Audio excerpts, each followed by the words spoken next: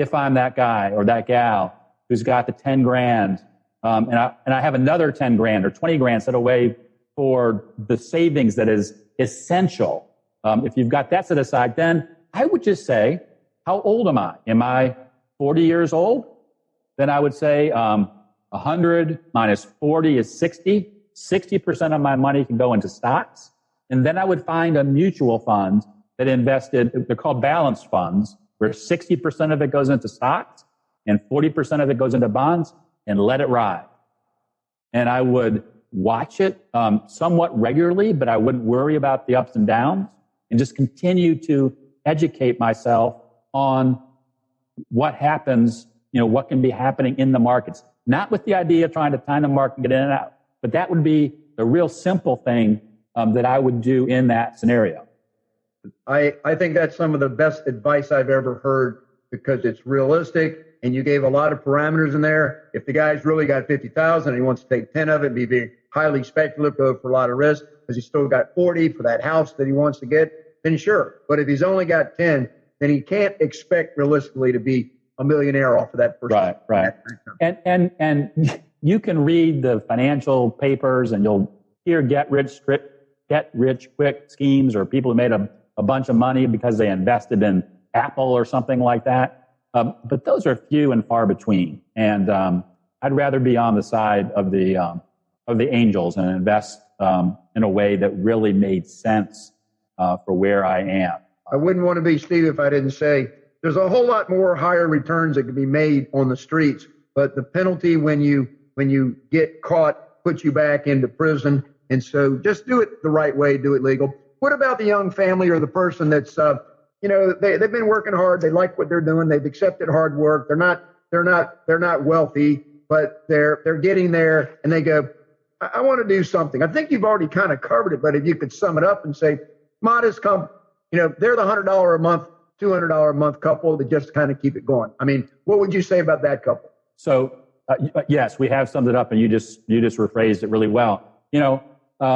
I would make sure that I was taking at least 10% of my income, 10% of what I make every month or every pay period, and putting it into an investment, and maybe just do the allocation using that same formula of it's based on your age. So if you're 30 years old and you put it into a fund where 70% of it's in stocks and 30% of it's in bonds, or put 70% of it into a stock only fund and 30% of it only into a bond fund, and just stay with it. I can't tell you how many times I had clients who sent their grandkids to college just by saying, I'm going to put aside $100 a month for them from the day they're born through they turn 18, they're ready to go off to college. And all of a sudden that huge college expense became much more manageable because they had, $80,000 and not just a lot of clothes their grandkids are growing out of, or a beater car that won't even drive off to the nearest college. Well, while you were talking, I said if somebody had $100 a month for 40 years, they would have put aside $48,000. $48,000 just putting it aside before you even compound it with any kind of a return. So based on your kind of calculations, I would guess that if somebody put $100 a month when they started working at 25 years old, and they did it till they were 65 when they retired, and then they wanted to take care of some grandchildren's educations, at the kind of rates that you're doing, can you just give the magnitude of $48,000, $100 a month over a life career, a 25-year-old starting into the workforce, getting out at 65 years old, $48,000 at $100 a month, that would grow into 8 or 9 times? Yeah, Steve, I hate to be the bearer of bad news, but the calculator that I'm using only lets me do it for a maximum of 30 years. Okay, so what would it be for? But that $100 a month invested for 30 years at 9.5% would be $205,000.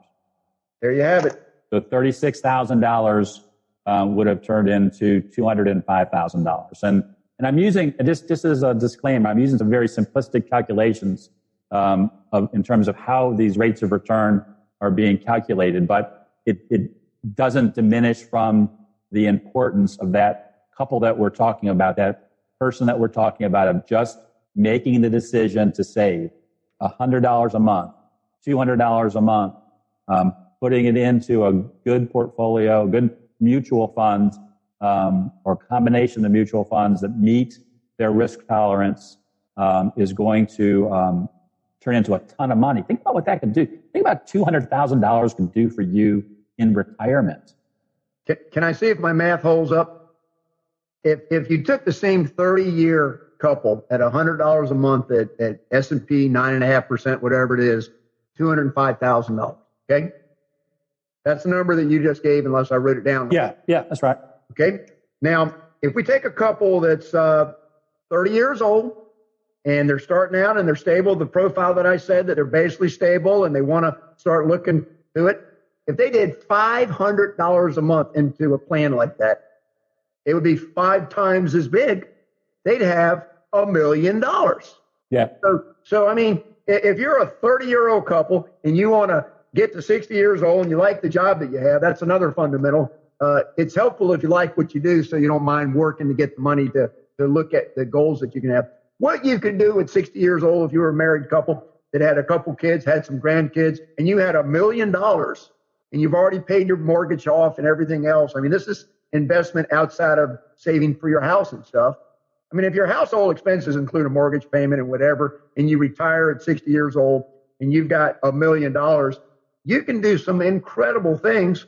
And you could hook up with somebody that's like you, Rob, along the way, and even get a little more planning in what your life plan is to maximize stuff. So right. I think that if there's anything else that you'd like to add, I think we've done everything that we tried to do today. Is there anything else that you wanted to bring up? Right. So just in 30 seconds, let me wrap. So number one, don't forget about risk. As you're getting started, don't listen to people who are selling you shiny silver bullets. Number two, find an advisor. And if you can't find an advisor to give you direct advice, look for one of the companies that can do some done with you. So at least you have somebody by your side. Don't worry so much about costs. Make sure you're getting good advice. Allocate your assets. Use the 100 minus your age formula is a great way to get started in that process. And then get started right now with either that lump sum of money that you have that is investments, not saving, or by deciding, hey, I'm going to put money aside every month because I really want to make something out of the money that I have. I asked one of my clients who is an advisor, a great investor, who the best investor is that he ever met.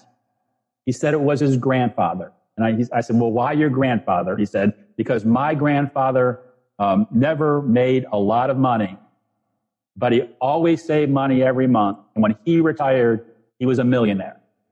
And so that just goes to Steve's point, to saving that money every month.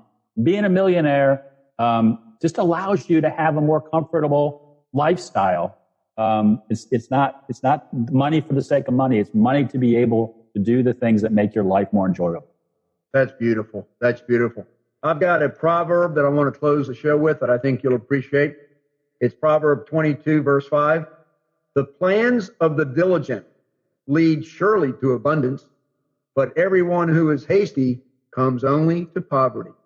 I think that you've taught that beautifully today, Rob.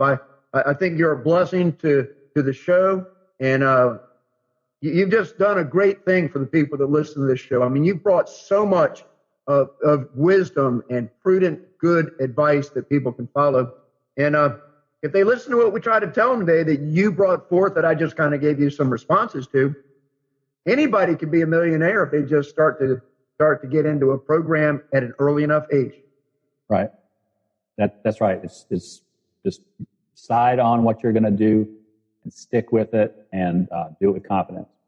Rob, people are going to love you more because I'm kind of like all over the place, but you make me focus a little bit when you quiet me down like you did. So we're going to get you back sometime in the future to bring some more wisdom to the show. And Rob, thanks again for sharing your time in what you've given everyone. It's a real gift that you've given the listeners today. Well, I'm happy to help. And Steve, thank you for the opportunity to be here.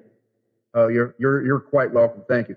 Well, everyone, go back and listen to that show a couple of times, take some notes. But listen, I'm a student too, just like y'all.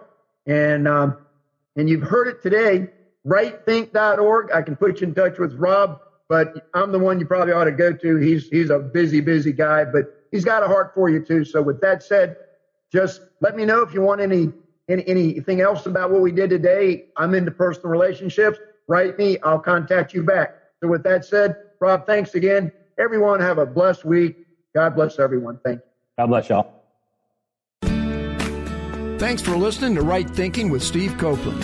I look forward to being with you again next week. And remember, don't quit, plan ahead. It will get better. God bless you and have a great week.